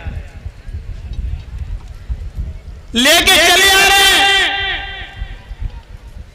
चौथे आसमान पर पहुंचते हैं, मूसा अलैहिस्सलातु वस्सलाम से मुलाकात हो जाती है। मूसा अलैहिस्सलातु वस्सलाम ने कहा, ऐ मोहम्मद सल्लल्लाहु अलैहि वसल्लम, अल्लाह ताला की तरफ से आपको जो तोहफा मिला है वो तोहफा क्या है? तो मूसा अलैहिस्सलातु वस्सलाम ने पूछा तो अल्लाह के नबी ने कहा, हमारी उम्मत पर अल्लाह रब्बुल आलमीन ने 50 वक्त की नमाजें फर्ज कर दी हैं। अल्लाह के नबी ने कहा, कितने वक्त की नमाज? मूसा अलैहिस्सलाम ने कहा, कितने वक्त की नमाज? अल्लाह के नबी फरमाते हैं 50 वक्त की नमाज। मूसा अलैहिस्सलातु वस्सलाम कहते हैं, आए मोहम्मद सल्लल्लाहु अलैहि वसल्लम दोबारा अल्लाह के पास चाहिए, 50 वक्त की नमाज बहुत ज्यादा है। लेकिन अल्लाह के नबी क्या कह रहे हैं? नहीं, 50 वक्त की नमाज बहुत ज्यादा नहीं है, हम और हमारी उम्मत पढ़ लेगी। फिर मूसा अलैहिस्सलाम ने यहाँ एक जुमला कहा जो हदीस की किताबों में इस तरीके से दर्ज है, इन्ना उम्मतक ला तुतीक, मोहम्मद आप पढ़ लेंगे, आपकी उम्मत 50 वक्त की नमाज नहीं पढ़ सकती। जुमले पर गौर कीजिए, इन्ना उम्मतक ला तुतीक, आपकी उम्मत के अंदर 50 वक्त की नमाज पढ़ने की ताकत नहीं है। मूसा, तुम भी नबी बनकर गए थे, तुम्हें तजर्बा है, तुम्हारी उम्मत का हाल तुम्हें मालूम है, क्या मेरी उम्मत 50 वक्त की नमाज नहीं पढ़ पाएगी? मूसा अलैहिस्सलाम ने कहा नहीं। फिर गए अल्लाह के पास, आप देख रहे हैं अल्लाह ने 50 वक्त की नमाज भी लेके चले आए। मूसा ने कहा 50 वक्त की नहीं पढ़ सकती आपकी उम्मत का नाम सुना। अरे अल्लाह, जब मेरी उम्मत 50 वक्त की पढ़ नहीं सकती तो फिर क्या फायदा, फिर तो मेरी उम्मत जहन्नम में चली जाएगी। मैं कैसे देख लूंगा अपनी उम्मत को जहन्नम में जाते हुए। उम्मत का नाम सुना तो अल्लाह के पास दोबारा गए। अल्लाह ने कहा मोहम्मद अब क्या हुआ? अल्लाह 50 वक्त की ज्यादा। अच्छा ओ कंसेशन चाहते हो, डिस्काउंट, नमाज में कमी चाहते हो जी। अच्छा जाओ, मैंने 10 वक्त की कम कर दी, 40 तो ठीक है। हाँ हाँ 50 बार ये वाकया सुना होगा। आइए जरा हमसे सुनिए। फिर आए, फिर उसी आसमान पर मूसा अलैहिस्सलातु वस्सलाम मिल गए। अल्लाह ने कम किया, हाँ किया, माशाअल्लाह। कितने वक्त की रह गई? कहा 40। मूसा ने खींच के कहा 40? क्या क्यों, क्या हुआ? अरे बहुत ज्यादा है। अरे तुमने कम करने के लिए भेजा, मैं कम करने के लिए गया, अल्लाह ताला ने 10 कम कर दी। कहा कि नहीं नहीं ये भी ज्यादा है मूसा। ठीक है 10 वक्त की कम हुई ना, कुछ तो कंसेशन मिला है ना। इन्ना उम्मत गलातुती, ऐ मोहम्मद अपने हिसाब से मत सोचो। आप तो 50 नहीं 100 वक्त की भी पढ़ लोगे, लेकिन आपकी उम्मत 40 वक्त की नहीं पढ़ सकेगी।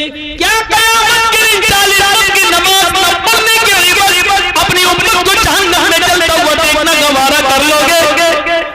नहीं तो फिर जाओ। फिर गए। अल्लाह ने कहा अरे अब क्या हुआ? अल्लाह 40 भी ज्यादा। अच्छा तो और कम कर दूं? हाँ अच्छा जाओ 10 और कम कर दी, 30 वक्त की। फिर आए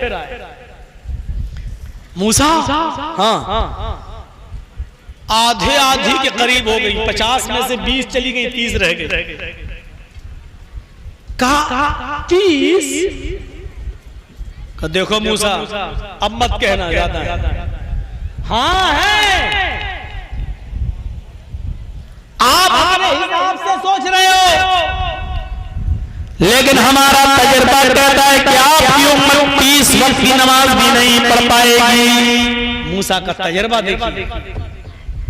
अल्लाह के नबी कहते हैं मूसा तुम कह रहे हो तो एक बार और चला जाता हूं। अल्लाह ने कहा क्या हुआ? अल्लाह 30 भी ज्यादा। अच्छा जाओ 10 और कम, 20। मूसा अलैहिस्सलातु वस्सलाम के पास आकर कहते हैं मूसा तुम बार बार भेज रहे हो, अब मैं जाने वाला नहीं, क्योंकि अल्लाह ने आधी से ज्यादा कम कर दी। 50 में से 30 कम हो गई, 20 रह गई। अब 20 वक्त की तो मेरी उम्मत पढ़ ही लेगी। मूसा अलैहिस्सलाम कहते हैं यही तो प्रॉब्लम है मोहम्मद सल्लल्लाहु अलैहि वसल्लम। मेरा तजुर्बा कहता है कि आपकी उम्मत 30 वक्त की 20 वक्त की भी नहीं पढ़ पाएगी। एक तजुर्बेकार नबी की बात है, इसलिए मैं आपको एक बार और भेजता हूं कि चले जाइए और अल्लाह तबारक व तआला से रिक्वेस्ट कीजिए, अल्लाह रब्बुल आलमीन से गुजारिश कीजिए, इन्ना उम्मतक ला तुतीक, आपकी उम्मत 20 वक्त की नमाज पढ़ने की भी ताकत नहीं रखती। अल्लाह के नबी फिर गए। अल्लाह ने कहा क्या अब क्या हुआ?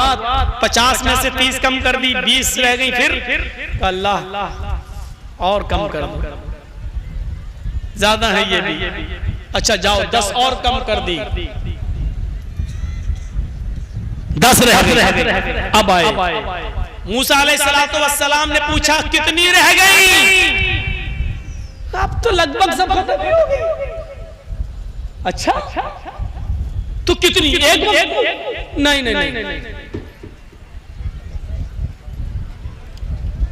फिर कहा मूसा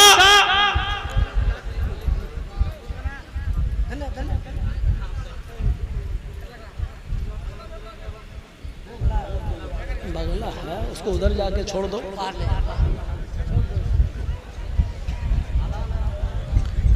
सुनिए मूसा ने कहा कितनी? कहा 50 में से समझ लो कि बहुत कम। अल्लाह ने 40 कम कर दी, 10 रह गए। मूसा ने कहा कि 10 रह गए। कितनी कम कर? 10 और कम करनी, 10 रह गई। 10? है मूसा, अब मत भेजना। 50 में से 40, 40 से 30, 30 से 20, 20 से 10। अब मैं जाने वाला नहीं हूं। मूसा अलैहिस्सलातु वस्सलाम ने यहाँ कहा, आए मोहम्मद, फिर आप अपने हिसाब से सोच रहे हैं, मैं आपको कैसे बताऊं? मेरी बात सुनिए। अल्लाह ताला ने मेरे ऊपर सिर्फ 2 वक्त की नमाज फर्ज की थी, सुबह और शाम। आप कह रहे हैं 10 वक्त की अल्लाह ने कर दी, और आप कह रहे हैं आपकी उम्मत 10 वक्त की नमाज पढ़ लेगी। मुझसे सीखो, मेरी उम्मत से सीखो। मेरी उम्मत 2 वक्त की नमाज भी नहीं पढ़ सकी, आपकी उम्मत 10 वक्त की कैसे पढ़ लेगी? इन्ना उम्मतक ला तुतीक, 10 वक्त की नमाज पढ़ने की ताकत नहीं है आपकी उम्मत के अंदर। जाइए, एक बार और जाइए, अल्लाह रब्बुल आलमीन कम कर देगा। और सुनो, 10 कम हो रही हैं, 10 और कम हो जाएंगी तो कुछ बचेगा ही नहीं। मूसा 10 खत्म कर देगा, फिर कुछ बचेगा ही नहीं, तो फिर तोहफे का फायदा क्या? अरे जाओ तो अल्लाह बड़ा गफूर रहीम है, बड़ा मेहरबान है। गए। अल्लाह ने कहा मोहम्मद अब क्या हुआ? अब तो 10 कर दी। अल्लाह के नबी ने अब नाम ले दिया। पढ़िए सुनन बैहकी, इमाम बैहकी की। अल्लाह, मूसा कह रहा मेरी उम्मत पर 2 वक्त की नमाज फर्ज थी, मेरी उम्मत 2 वक्त की नहीं पढ़ पाई, तो आपकी उम्मत 10 वक्त की कैसे पढ़ेगी? अल्लाह और कम कर दे। अल्लाह ने कहा मोहम्मद सल्लल्लाहु अलैहि वसल्लम जाओ, आए मोहम्मद, मैं तुम्हारी 10 नमाजों में से 5 और कम कर देता हूँ। अब 5 वक्त की नमाज तुम पर और तुम्हारी उम्मत पर फर्ज है। जाओ, ये तोहफा लेके जाओ। फिर आए मूसा अलैहिस्सलातु वस्सलाम, मिल गए। मूसा ने कहा कितना कम हुआ? अब मैं नहीं बताऊंगा। क्यों, क्या हुआ? फिर तुम भेजने की बात करोगे और अब मैं जाऊंगा नहीं। क्यों? तादाद तो बताओ कितनी? का 5 का ये भी ज्यादा न बनी रहने।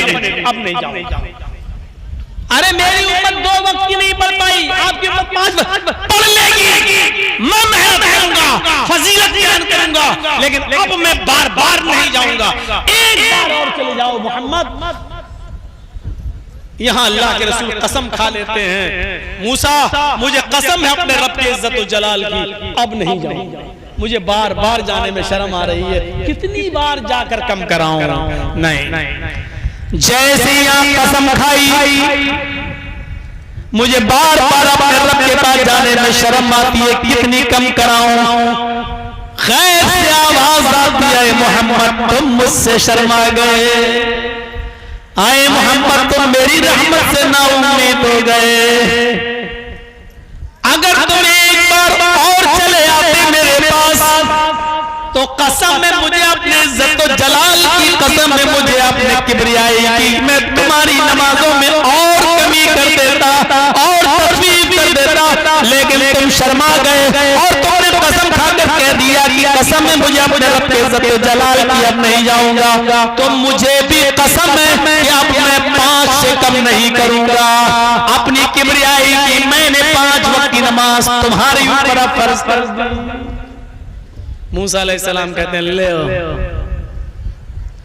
चले जाते हैं, एक बार कम हो जाती ना, हमको क्या मालूम था।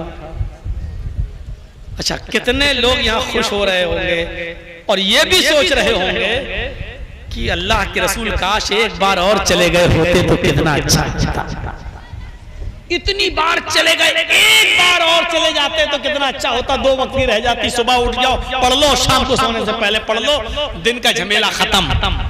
लेकिन हकीकत है ये मूसा का तजर्बा, मूसा की उम्मत 2 वक्त की नहीं पढ़ पाई। ये इस बात की दलील है कि पढ़ने वाले 5 वक्त नमाज पाबंदी के साथ पढ़ रहे हैं, और 5 वक्त की पाबंदी के साथ पढ़ने के साथ साथ वो तहज्जुद भी पढ़ लेते हैं। और ना पढ़ने वाले 2 वक्त की और 3 वक्त की तो छोड़ो, जिसको नहीं पढ़ना वो जुमे तक की नमाज उसको नसीब नहीं होती है, ईद बकरीद भी नहीं। इसका मुशाहिदा करके अपने समाज में आप देख लो, क्या 5 वक्त की नमाज पढ़ने वाले लोग मौजूद नहीं है?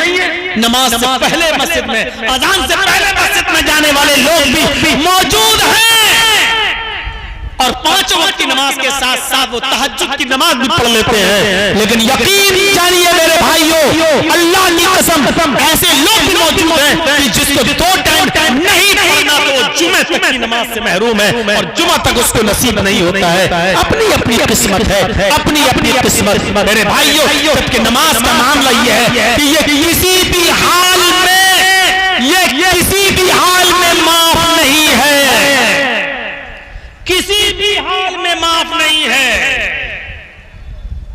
गुंजाइश है, रियायत है, लेकिन माफ नहीं है। कंडीशन में तब्दीली है, लेकिन माफ नहीं है। अगर खड़े होकर पढ़ने की ताकत नहीं है तो बैठ कर पढ़ो, लेकिन पढ़ना है। बैठ कर पढ़ने की ताकत नहीं है तो लेट पढ़ो, लेकिन पढ़ना है। करवटें नहीं बदल पा रहे हो, इधर उधर नहीं घूम पा रहे हो, तो इशारे से पढ़ो, लेकिन पढ़ना है। पूरे बदन का इशारा नहीं कर पा रहे हो तो ज़बान से अल्फाज निकालिए, हरकत दीजिए, लेकिन पढ़ना है। बिलफर्ज आपको किसी जालिम आदमी ने किसी पेड़ से बांध दिया है या किसी खंबे से बांध दिया है, नमाज का वक्त हो जाता है, आपको न वुजू बनाने दिया जा रहा है, न गुस्ल करने दिया जा रहा है, न आपका चेहरा किबले की तरफ है, लेकिन नमाज इस हाल में भी आपके ऊपर माफ नहीं है। आपको बांध दिया गया है, अज़ान की आवाज आ रही है, आप उससे एक बार कहिए कि मुझे वुजू बनाने की इजाजत दे दे। इजाजत देता है तो ठीक, वुजू बना लीजिए। इजाजत नहीं देता है तो ऐसी कंडीशन में बिगैर वुजू के तुम्हें नमाज पढ़ना है। नियत कर लो, अल्लाह अगर मेरे हाथ पैर खुले हुए होते तो मैं वुजू जरूर बना लेता। इस नियत पर भी तुम्हें वुजू का सवाब मिलेगा, क्योंकि वुजू बनाने नहीं दिया जा रहा है, वुजू का वक्त है, वुजू बनाने नहीं दिया जा रहा है, तो नियत से ही वुजू कर लो। अल्लाह मैंने वुजू की नियत कर ली, क्योंकि मुझे जालिम ने बांध दिया, वुजू नहीं बनाने दिया जा रहा है। किबले की तरफ आपका चेहरा नहीं है, पूरब की तरफ, उत्तर की तरफ या दक्षिण की तरफ आपका चेहरा है। आप उससे कहिए कि मुझे इस तरफ किबले की तरफ मेरा चेहरा कर दो। अगर उसने कर दिया तो ठीक, अगर नहीं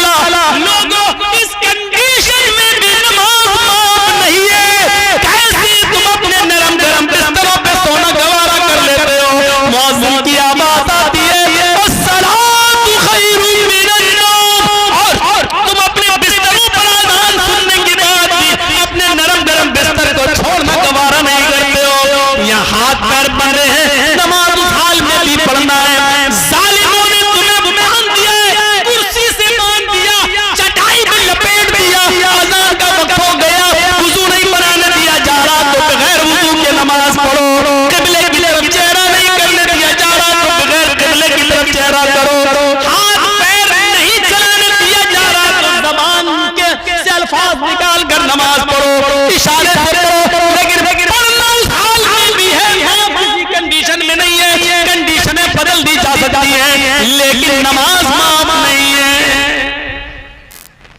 यहाँ जुमा तक नसीब नहीं होता है हमारे कुछ लोगों को। मुल्ला मौलवी चिल्लाते रहते हैं, अल्लाह बेहतर जाने, मरेंगे जिंदा रहेंगे तब मरेंगे तब देखा जाएगा जन्नत है भी या नहीं है। इस हाल में नमाज माफ नहीं है मेरे भाइयों। और सोचो किसी ने हमें अरेस्ट कर लिया, गिरफ्तार कर लिया, कस्टडी में ले लिया, हाथों में हथकड़ी डाल दी, बांध दिया, रिमोट में ले लिया, नमाज नहीं पढ़ी जा रही है, कुर्सी पे बिठा के रस्सी से बांध दिया, अजान का टाइम हो गया, हमें मालूम है अजान का टाइम है, अब वुजू भी नहीं बनाने दिया जा रहा है, गुस्ल भी नहीं करने दिया जा रहा है, और नमाज का टाइम हो गया। नियत कर लीजिए, अल्लाह मैं वुजू की नियत करता हूँ, जबान से नहीं दिल में। अल्लाह अगर हाथ पैर खुले होते तो मैं वुजू बनाता, लेकिन हाथ पैर नहीं खुले। यहीं से आप नमाज शुरू कर दीजिए। फर्ज पढ़ रहे हो तो अल्लाहु अकबर अशहदु अल्ला इलाहा इल्लल्लाह आप इकामत कहिए और वहीं पर शुरू कर दीजिए अल्लाहु अकबर। हाथ तो उठेंगे नहीं, हाथ पैर तो बंधे हुए हैं, कह दीजिए अल्लाहु अकबर। आपको मालूम होना चाहिए कि इमाम मालिक रहमतुल्लाह अलैह को इतना मारा था, बादशाह ने इतना मारा था कि उनके दोनों हाथ टूट गए। जब नमाज का वक्त हुआ तो उन्होंने ऐसे हाथ छोड़कर नमाज पढ़ी थी, अल्लाहु अकबर। न हाथ कानों तक उड़ रहे हैं, न हाथ सीने पर बंध रहे हैं, ऐसे उन्होंने नमाज पढ़ी, अल्लाहु अकबर। आज भी मक्के में चले जाओ, आज भी सऊदिया में चले जाओ, इमाम मालिक के मानने वाले आज भी आपको हाथ छोड़कर नमाज पढ़ते हुए नजर आए। उन्होंने मजबूरी में नमाज हाथ छोड़कर नमाज पढ़ी, लेकिन ये बेचारे आप देखेंगे बिना किसी मजबूरी के हाथ छोड़ के नमाज पढ़ रहे हैं। जब मारा ही इतना है कि हाथ उठ ही नहीं रहे तो उन्होंने बगैर हाथ उठाए और सीने पर बांधे हाथ लटकाए नमाज पढ़ी। मैं कहना ये चाहता हूँ कि नमाज किसी भी हाल में माफ नहीं है, कोई कंडीशन ऐसी नहीं है। कंडीशन तो बदली जा सकती है, लेकिन नमाज माफ। यहाँ तक के सहाबाए किराम जब जंग हुआ करती थी तो उसमें भी नमाज पढ़ा करते थे। दो कौमें, दो फौजें हो जाया करती थी, एक फौज काफिरों का मुकाबला करती थी और दूसरी फौज जल्दी से 2 रकात नमाज पढ़ लिया करती थी। जब ये कौम नमाज पढ़ के फारिग होती थी तो दूसरी कौम जल्दी से जंग को संभाल लेती थी और नमाज पढ़ने वाले लोग जल्दी से जंग को संभाल लेते थे, और जो लोग पहले से जंग को संभाले हुए थे वो जाते थे और वो नमाज पढ़ते थे। गौर करो, जंग हो रही हो, काफिरों से लड़ रहे हो और ऐसे मौके पर अगर नमाज का वक्त आ जाए तो नमाज यहाँ पर भी पढ़ना पड़ती है, नमाज इधर भी माफ नहीं है। गौर कीजिए, जबकि हमें मालूम है कि तीर बरस रहे हैं, तलवारें चल रही हैं, हमारा जंग में लड़ना जरूरी है। ऐसे मौके पर भी 2 गिरोह रहेंगे, एक गिरोह नमाज पढ़ेगा, दूसरा गिरोह जंग लड़ेगा। नमाज पढ़ने वाला जब नमाज से फारिग होगा तो लड़ाई लड़ेगा, और जो लोग लड़ाई लड़ रहे थे वो अब नमाज पढ़ना शुरू कर देंगे और हल्की हल्की सूरतें, हल्की हल्की 2 रकातें पढ़ेंगे। ज़ोहर की, असर की, मगरिब की पूरी 3 पढ़ेंगे और ईशा की 2 रकात पढ़ेंगे। सफर में और जिहाद की जंग के मौके पर नमाज जो 4 रकात वाली है वो 2 रकात हो जाती है। मेरे भाइयों, नमाज इस कंडीशन में भी माफ नहीं है। हजरत उमर फारूक को जब अबू लुलू ने फिरोज में जब तीर मारा तो उनका पेट फट गया था नमाज की हालत में।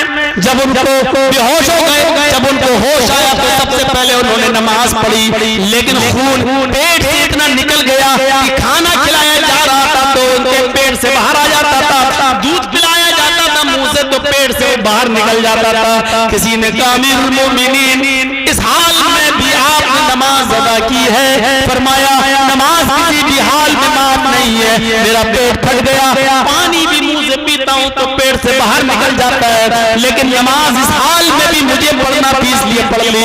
फरमाया अगर कोई दूसरा आदमी इस हाल में नमाज छोड़ दे तो क्या होगा? फरमाया लिमन तरक ला हज़्ज़ फिल इस्लामी लिमन तरक अस्सलाह, इस हाल में अगर उसको को होश है और वो जानता है कि मैं होश में हूँ, इस हाल में अगर है और होश में है तो नमाज उसको इस हाल में भी पढ़ना पड़ेगा। अगर इस हाल में होश में होने के बावजूद नमाज नहीं पढ़ता है तो इस्लाम के अंदर उसका कोई हिस्सा नहीं है। पेट फट जाए, खाना पानी पेट से निकल रहा है और होश में, नमाज इस हाल में भी पढ़ना पड़ेगी। अगर इस हाल में नमाज नहीं पढ़ता तो इस्लाम में उसका कोई हिस्सा नहीं। हालत तंदुरुस्ती में हट्टा खट्टा मोटा होने के बावजूद हम नमाज ना पढ़े तो उसका इस्लाम में कितना हिस्सा होगा।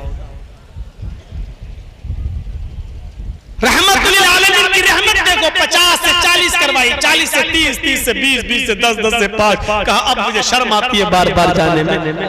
जाओ, लेकिन बार बार गए। क्यों गए? मेरी उम्मत नहीं पढ़ पाएगी इतनी, इसलिए बार बार। ये रहमत नहीं तो और क्या है। कुरान की इस आयत को कितना बार पढ़ा जाए। हरीसुन अलैकुम बिल मोमिनीन, वो मोमिनों के लिए बड़ा मेहरबान है। ये मेहरबानी नहीं है तो और क्या है? जरा गौर करो। एक सहाबी तीरों का एक बंडल बनाया, 15-20 तीर के इकट्ठा करके गठरी बनाई। और तीर में आपने देखा होगा आगे का हिस्सा नोकदार होता है, नोकदार। जब वो छोड़ते हैं तो वही नोक किसी को लगती है जहां मारना होता है, तो नोक का हिस्सा। और ऐसे लटकाते हुए जा रहे थे, ऐसे चल रहे थे, एक हाथ में तीर और वो चल रहे थे। वुजू बनाकर इसी हाल में मस्जिद में दाखिल हुए। अल्लाह के नबी ने देखा तीर का हिस्सा, नोक वाला हिस्सा आगे है, और ये सहाबी हाथ हिलाते हुए अंदर दाखिल हुए। रहमतुल लिल आलमीन का रहम देखिए। आपने कहा आए सहाबी, आपने कहा उस शख्स से जो तीर लेके चल रहा था, आपने कहा तीर के सिरों को अपनी मुट्ठी से मजबूती से पकड़ो, तीर के सिरों को मजबूती से पकड़ो। कैला तख्तिशु मुस्लिमन, कहीं किसी तीर की नोक से कोई मुसलमान जख्मी न हो जाए। रहमत देखिए नबी अकरम की।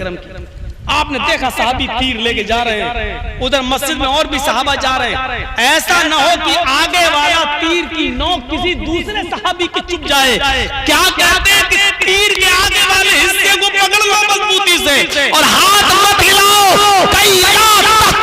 मुस्लिमन, तुम्हारे तीर का अगला हिस्सा किसी मुसलमान सहाबी को लगकर उसको जख्मी न कर दे। इमाम कायनात की नजर कितनी तेज है। आप सहाबी के तीरों को देख रहे हैं और ये महसूस कर रहे हैं कि किसी मुसलमान को ये तीर चुभ न जाए। सच कहा, अजीजुल अलैहि कांटा तुम्हारे चुभता है, दर्द मोहम्मद रसूलुल्लाह को होता है। ये एहसास अल्लाह के नबी किया, इतना भी गवारा नहीं किया। जो नबी तीर की नोक किसी मुसलमान को लग जाए, इतना भी गवारा नहीं कर रहे हैं। वो नबी कैसे गवारा करेंगे कि कोई मुसलमान किसी मुसलमान को कत्ल कर दे। कोई मुसलमान अपनी बंदूक या पिस्टल या AK-47 या तमंचा निकाल कर उसकी गोली से किसी दूसरे मुसलमान को कत्ल कर दे। आप अंदाजा लगाइए, जो नबी तीर की नोक चुभ जाए किसी को, इतना भी बर्दाश्त नहीं कर रहे हैं कि किसी मुसलमान को तीर की नोक चुभे।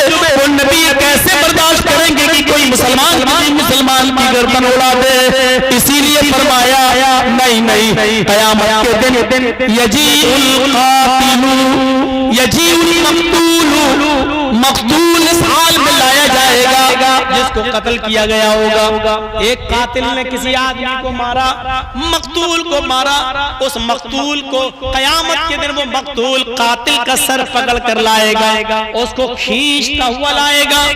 जो मारा गया दुनिया में वो उस कातिल को जिसने उसको मारा था दुनिया में, उसका सर पकड़ कर लाएगा और उसको खींचते हुए लाकर अल्लाह के सामने खड़ा कर देगा और कहेगा अल्लाह ये मेरा कातिल है, इससे पूछ कि इसने मुझे क्यों कत्ल किया था। लिमा कतलनी फसल लिमा कतलनी अल्लाह हाज़ल कातिल फसल लिमा कतलनी अल्लाह ये मेरा कातिल है, इसने दुनिया में मुझे मारा था, मैं इसको खींच कर तेरे पास ले आया। अल्लाह इससे पूछ के इसने दुनिया में मुझे क्यों मारा था, अल्लाह इससे पूछ के इसने दुनिया में मुझे क्यों कत्ल किया था, मुझे तो कोई वजह मालूम नहीं पड़ रही है, इसने मुझे मारा तो क्यों मारा ये आज तक हमें पता नहीं चल सका। इसने मुझे मारा ही नहीं था बल्कि मेरी बीवी को बेवा किया था, मेरे बच्चों को इसने मुझे मार कर यतीम कर दिया था। अल्लाह इससे पूछ के इसने मुझे दुनिया में क्यों मारा था, इसने क्यों कत्ल किया। मकतूल कातिल को खींच के लाएगा। बहुत आसान है किसी को मार देना, बहुत आसान है किसी की गर्दन उड़ा देना, बहुत आसान है किसी को बंदूक की गोली मार देना। अल्लाह के नबी सल्लल्लाहु अलैहि वसल्लम फरमाते हैं, कसम है उस रब के इज्जत व जलाल की, अगर एक मुसलमान के कत्ल में सारी जमीन वाले और सारे आसमान वाले शामिल हो जाएं, इश्तरकू फी दमे मुस्लिमीन, एक मुसलमान के कत्ल करने में आसमान के सारे फरिश्ते मिल जाएं और दुनिया के सारी इंसानियत मिल जाए, आदम की सारी औलाद यानी पूरी दुनिया मिलकर एक मोमिन को कत्ल कर दे, एक मुसलमान को कत्ल कर दे, तो कयामत के दिन उस एक मुसलमान को कत्ल करने वाले सारे फरिश्तों को और पूरी दुनिया के इंसानों को अल्लाह रब्बुल आलमीन अल्लाह रब्बुल आलमीन जहन्नम के अंदर डाल देगा। अल्लाह रब्बुल आलमीन ये नहीं देखेगा कि इसको कत्ल करने वाले फरिश्ते और दुनिया में सारी दुनिया के लोग हैं, अल्लाह पूरी दुनिया इंसानियत को और आसमान के सारे फरिश्तों को भी जहन्नम के अंदर डाल देगा अगर वो एक मुसलमान के कत्ल में शरीक है। तो एक मुसलमान की इज्जत और एहतराम यह है अल्लाह की नजर में कि अगर एक मुसलमान को कत्ल करने के लिए आसमान के सारे फरिश्ते भी मिल जाएं और पूरी दुनिया के इंसान मिल जाएं और सबने मिलकर एक मुसलमान को मारा, तो अल्लाह कह रहा है कि मैं सारे फरिश्तों को भी जहन्नम में डाल दूंगा और सारी इंसानियत को भी जहन्नम में फेंक दूंगा, ढकेल दूंगा।